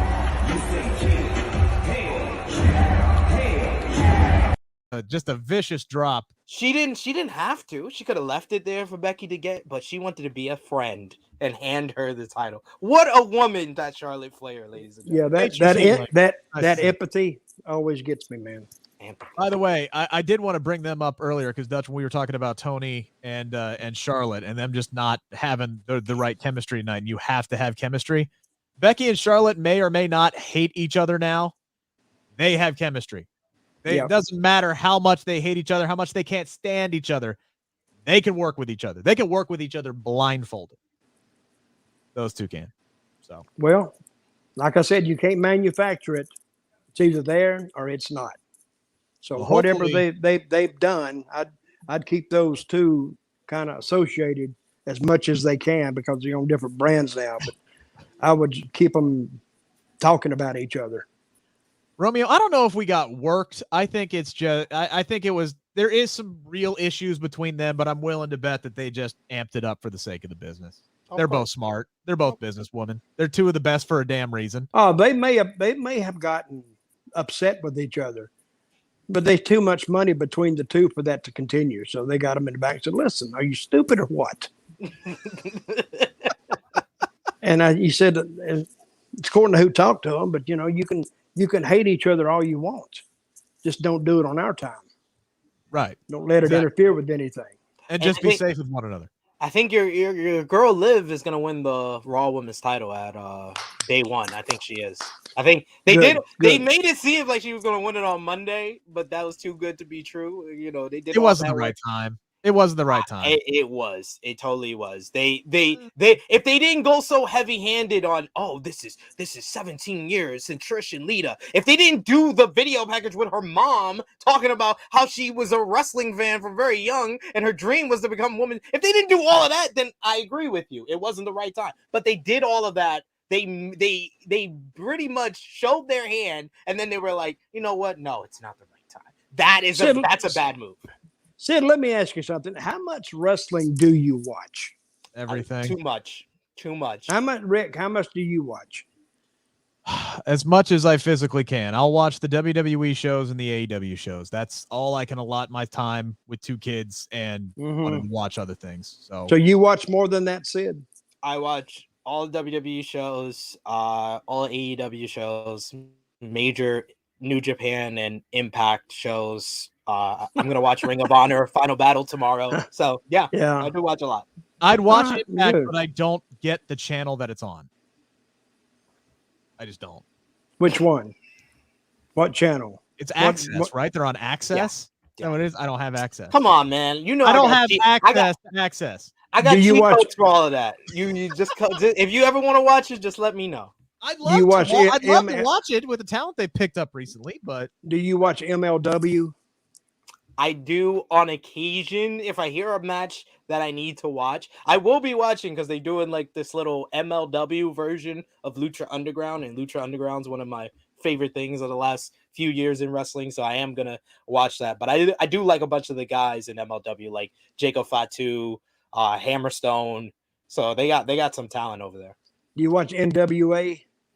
I do. I just haven't watched Hard Times 2, their last pay-per-view. And mainly it was because their main event looked like it was straight out of a random match in SmackDown versus Raw 2006 of Trevor Murdoch defending the NWA World Heavyweight title against Mike Knox. And then when I heard they doubled down on it and they was like, we're not going to just give you mid-2000s WWE. We're going to give you 2010s WWE, when they had Matt Cardona come down and attack Trevor Murdoch after the match. I was like, yeah, I probably won't watch NWA Hard Times 2, but is Hey, Tyrus still the television champ? that's Yeah, the main he's reason I don't watch NWA on a weekly basis. He's on Gutfield every night with the title laid right across his. What is that? That's on Fox News. He's a Fox on News Fox. analyst. He's Greg Gutfield. Actually, it's a pretty good show. He has the highest ratings. I agree. Of I love Fox News. I watch it all the time. all of them on prime time. He beats all of them. But the show, he takes politics, but he makes it's a joke, and I'll laugh all the way through it. I would agree. Politics is a joke. That is absolutely No, it true. is.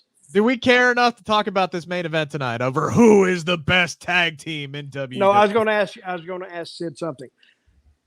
Sandow, what was his name in NWA? Aaron Stevens. Yeah. Aaron Stevens. Do you remember when he had a mask guy with him? The question mark. Yes, that was one of the best Question things on NWA during that time. During the he died. yes, earlier this year. Yeah. Good guy. You have he any was like, stories with him? do what now? They what? You have any stories with him? Oh, he's a great guy. You know, he's mentally sharp. I mean, really, really smart. He's a musician. He was a computer whiz.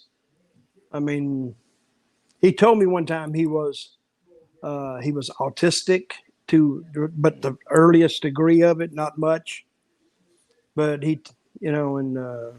taught me something about autism, because when I always talked in a monotone, which he told me was how you maybe figure somebody out. It's like that. And that's the way he talked. But he was very, very a great guy. And when I heard he'd passed away in Nashville, you know, I knew his girlfriend, and she called me and told me, but I miss that guy. But it was an entertaining spot. But most of that is because of Sandow. Sandow he's great at that stuff. That was the first time since he's left WWE that he got some of that magic back, and just playing off of him being the Mongolian karate expert, and question mark was his Mongolian trainer, and they used to do the Mongolian national anthem, just funny, hilarious, over the top stuff, and it was something that stood out on NWA. It did. It was very good. So, all right. So, what are we going to talk about, Rick? Well, I got a question from Romeo. He wanted my thoughts on Liv versus Becky. A little disappointed that the crowd wasn't into this match, but apparently there were some issues there with security telling people to sit down during the main event on Monday, which was mind-boggling to me. I feel like I've used that term like 18 times. It's like they felt like they wanted to try to get into it, but and they did at certain spots. I thought this was a great showing for Liv. Not only her first main event, her first title match ever. After everything all the work that she's put into. That was on Raw Monday. Yeah, Raw on Monday. You gotta fill me in, because Yeah, I'm so only it- required to watch SmackDown, so I don't know what happened. so this was the main event 17 years after Trish and Lita main evented Raw. First women's main event in the history of Monday Night Raw. They made the right call there because originally it wasn't going to be the main event, and then somebody had to clue somebody backstage into the fact that it was the anniversary, and they're like, all right, put that in the main event. And of course, and then history repeated itself because the redhead won. Look, I get, and Sid, I do get your argument. I totally understand that. And if had Liv Morgan won the match, I wouldn't have been mad. I really wouldn't, because after 500 some odd days of Becky Lynch being the women's champ while being active, I'm kind of interested to see how this character moves forward without the title. And I think they are setting that up because Becky Lynch is getting desperate now. How many matches has she won by a roll up and grabbing the bottom rope? 3, 4, 5 at this point. And the fact that she had to do it to beat Liv Morgan was enough to put Liv Morgan over. It did. Liv Morgan looked tremendous in defeat on Monday. And yes, I do think she will be women's champion one day. Will it be at day one? I'm not so sure. I'm not so sure because I don't know if they're going to put the title on Liv Morgan heading into WrestleMania season. I think Becky's going to hold on to that belt through WrestleMania season. She'll probably drop it at Mania, or hell, she might drop it at the Monday Night Raw after Mania, to be completely honest with you. Maybe she drops it to Liv at WrestleMania. Maybe Liv wins the Royal Rumble. That's what I was gonna say. If they don't do it at day one, then Liv should win. She's one of the favorites to win the Royal Rumble at this point, because they did a good job of making that match. WWE doesn't do a good job of making the person who loses the match look strong in defeat. They do. Probably the only thing they do worse is booking baby faces and human beings having a conversation. And heels. And heels too. No, heels. Just baby faces and heels. That's the only problem. All they have are heels, Dutch. Yeah, the heels are trying to get. That's all they know how to do. And referees too.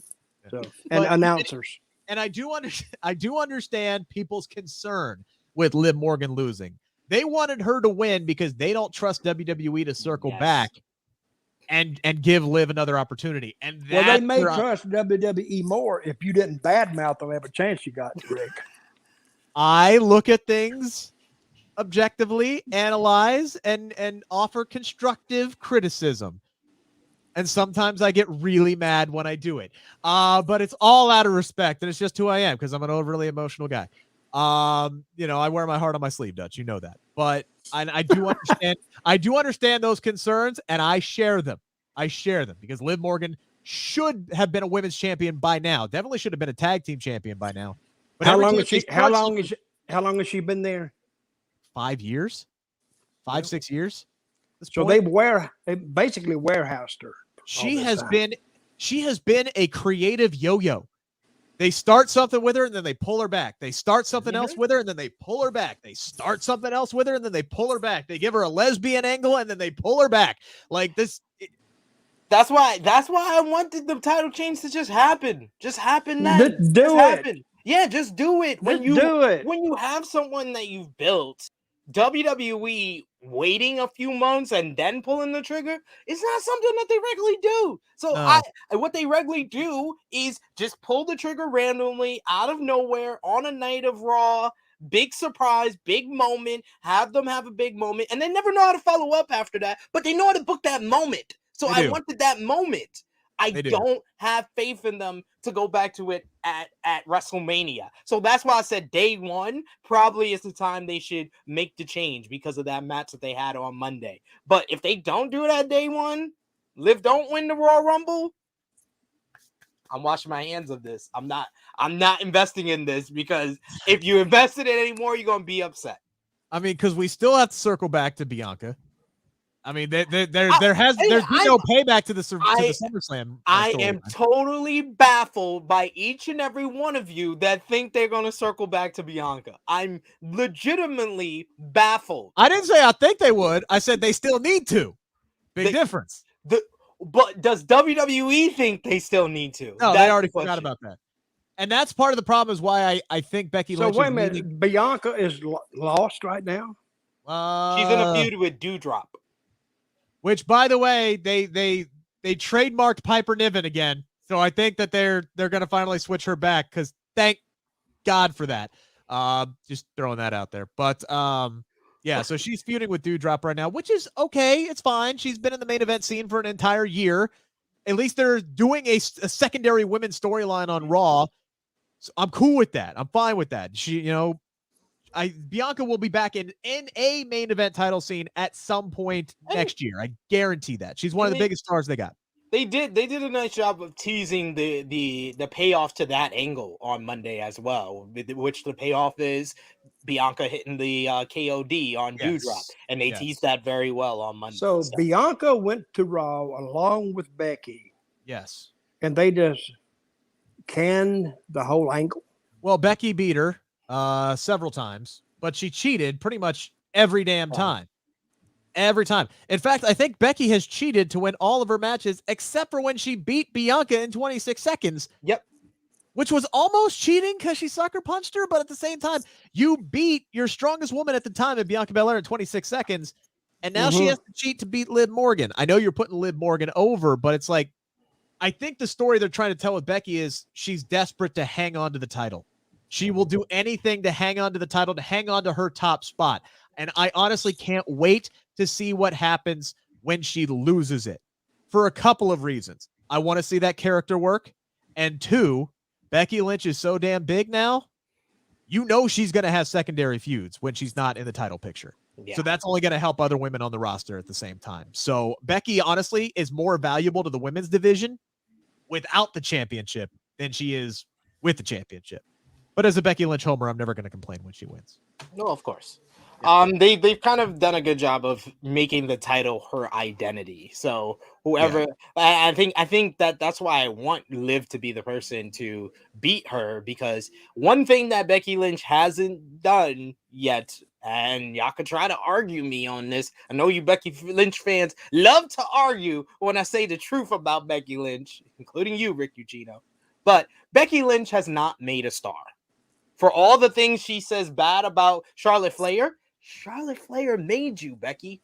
If it wasn't for Charlotte, Becky Lynch doesn't. If it wasn't for Charlotte and Ronda Rousey, Becky Lynch doesn't become the man.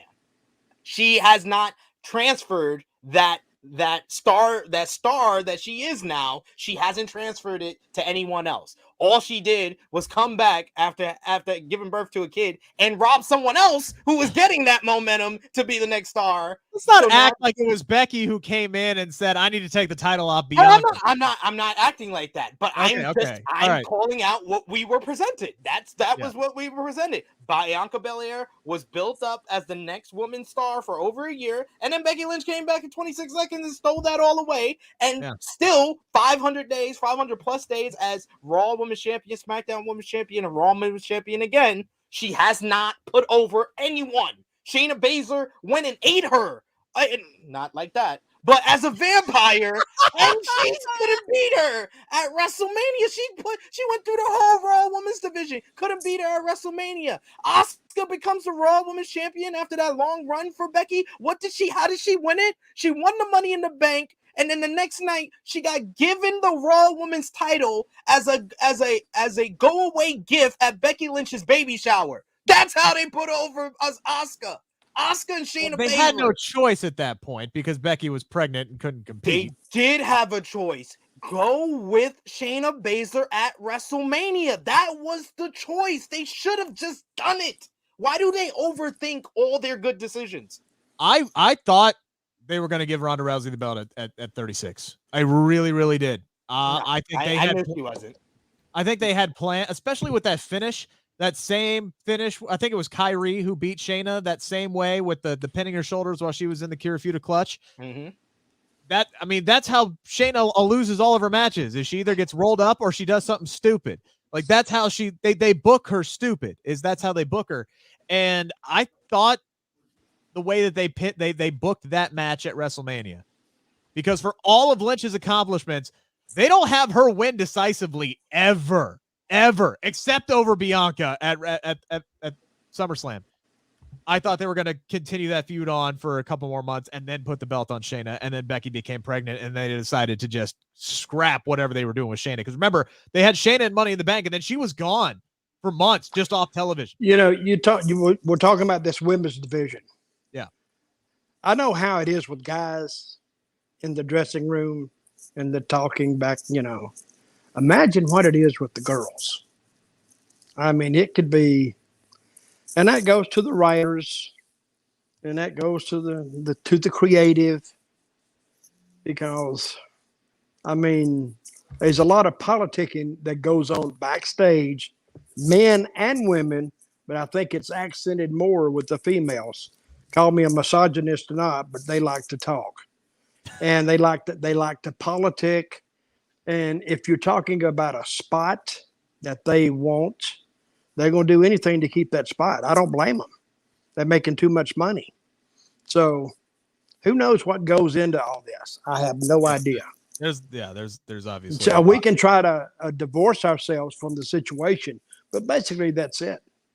Yeah, and that's why, when Sid and I have these debates, it's always with a grain of salt, because we can only argue what we're presented, what we're seeing. And more often than not, there probably is a reason that something happened. We don't know what it is. Chances are we'll never know.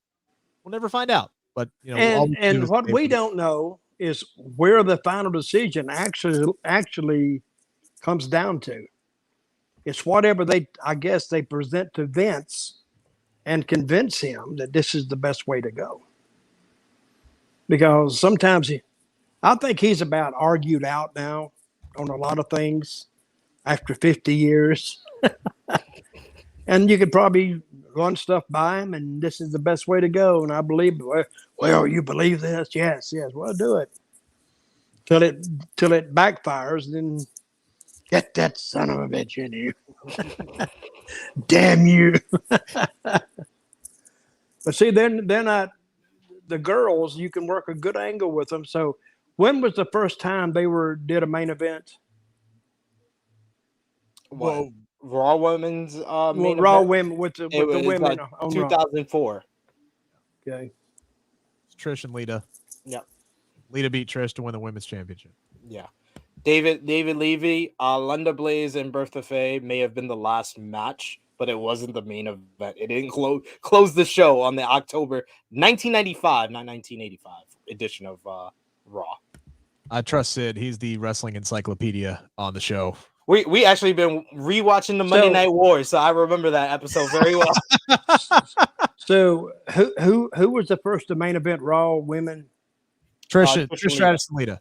Yeah. And that was from what year? 2004. 2004. Okay. Because I remember when I was in TNA, we did Gail Kim and Awesome Kong main evented. I don't know if that was before that or not, but boy, they turned for TNA. They turned the highest number ever.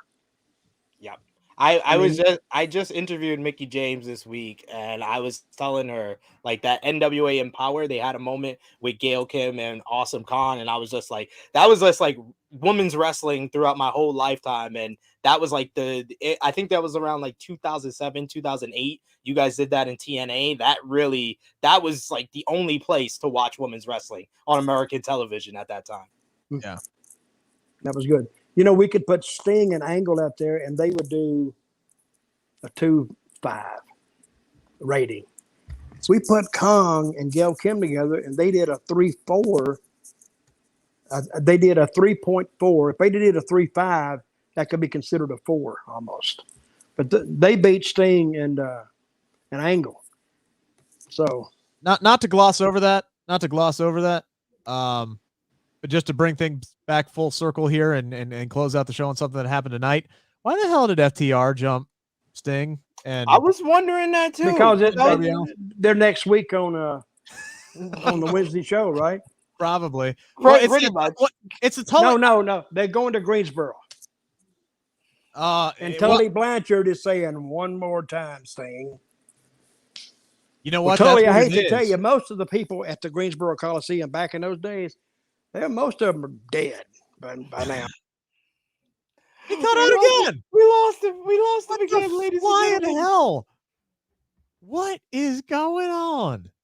Always around this time. No, but I think that's what it is. I think Tully had FTR attack Sting because Tully and Sting were doing a thing in Cincinnati teasing that they were going to have a match. So are we going to have Tully Blanchard and Sting? No, I doubt that.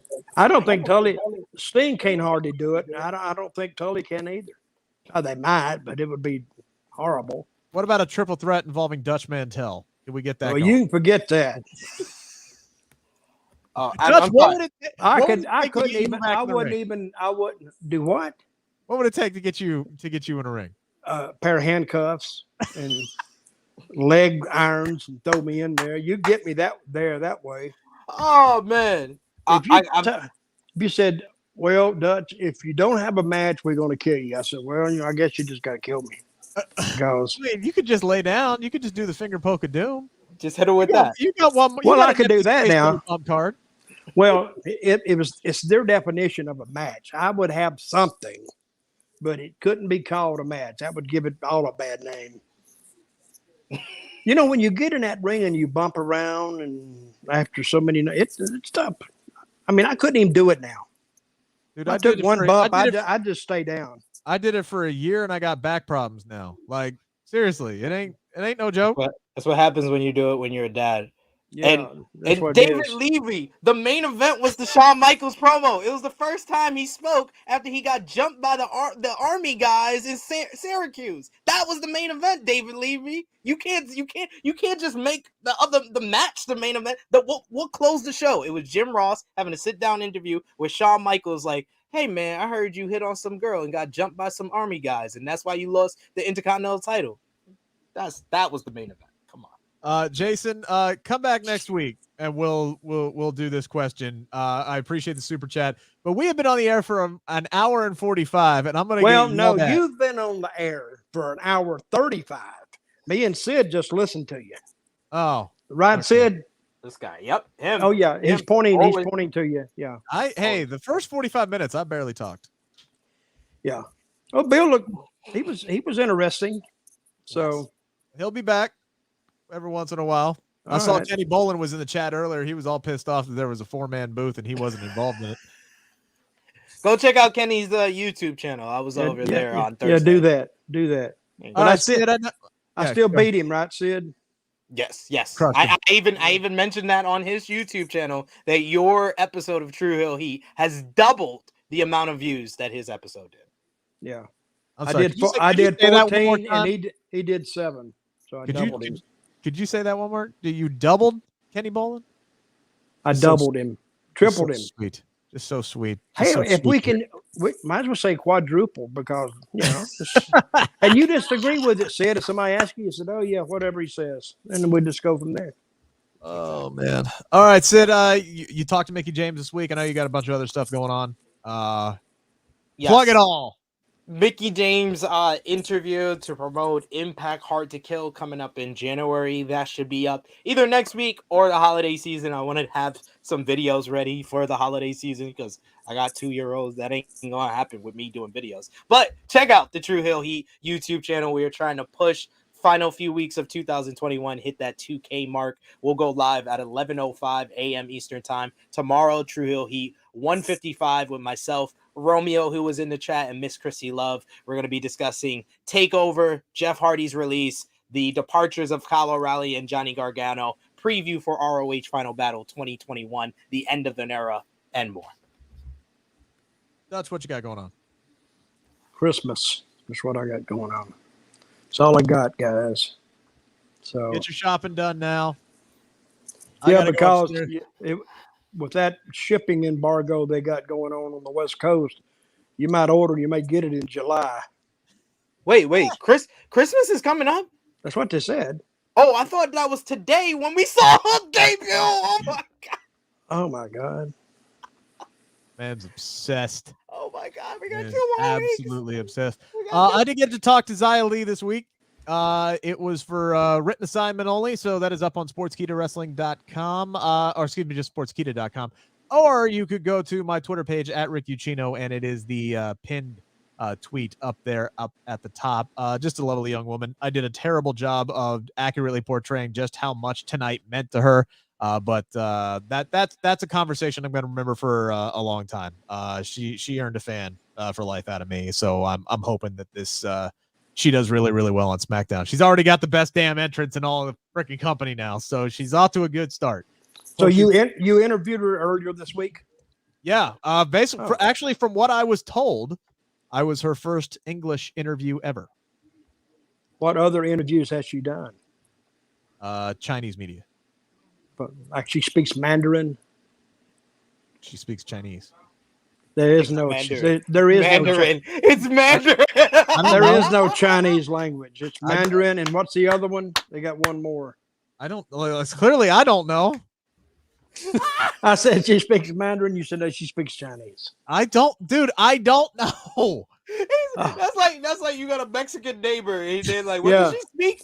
Yeah. Mexican. Yeah. She speaks Okay, Mexican. I know I know it's Spanish, but Jesus, I don't know these things, guys. That was funny, Sid. Ignorance. It's ignorance, and I apologize. And you were a big time DJ on what's radio station is that? 700 WLW. It's also 1 o'clock in the freaking morning. Is it? Yes, it is. It's 1 o'clock in the morning. We've been Oh on my for God! 2 hours. Get off, guys. We're getting too Yeah. long with this. We gotta get off the air because it's past Yeah. it's past Yeah. David Levy's. They gonna bump. They bedtime. gonna bump us off anyway. It's I'm like- bumping us off right now.